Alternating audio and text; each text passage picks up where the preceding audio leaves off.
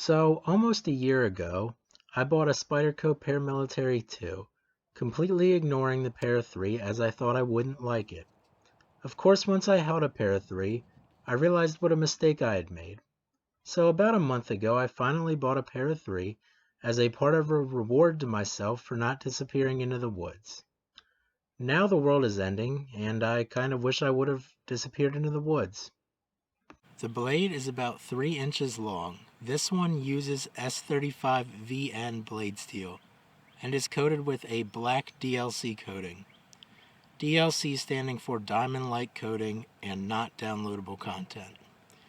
If you read Spyderco's paper that came with this knife, the DLC coating is to eliminate reflection in environments where light discipline is a concern.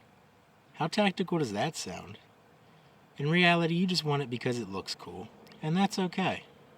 It's a full flat ground, modified whatever, probably a drop point. It has the traditional Spidey hole that makes flicking the blade open very easy and is loved by many. The handle is scaled down a considerable amount from the Paramilitary 2 and seems to have more rounded edges. The Para 3 feels better to hold than the Paramilitary 2. Well, at least according to me and my knife abusing friend.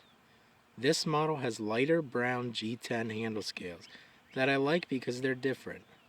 The G10 is pretty rough, so you won't lose grip if your hands are covered in maple syrup after a large pancake breakfast. This knife features Spyderco's compression lock, which is my favorite locking mechanism. It's super easy to disengage and keeps your delicate fingers away from the blade. This knife had a bit of lock stick when I first got it, but after a bunch of opening and closing, it's well broken in. The pocket clip comes tip up, unlike the Paramilitary 2. It's also coated black. I'm not sure if it's the same coating as the blade or not. It's not a deep carry clip, so you can actually easily pull it out of your pocket. It's 4-way adjustable if you're other-handed or wrong. Size comparisons. The Spyderco Paramilitary 2, of course. The Victorinox Pioneer. And the Buck 110. This is probably one of the best EDC knives you can buy. This one was like $155 US on Blade HQ. I think the standard one is like $5 to $10 cheaper, but then you don't get the sweet tactical look that all the tactical Tammies want.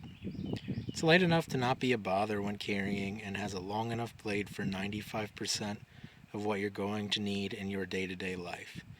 The S35VN holds an edge at least as well as the S30V.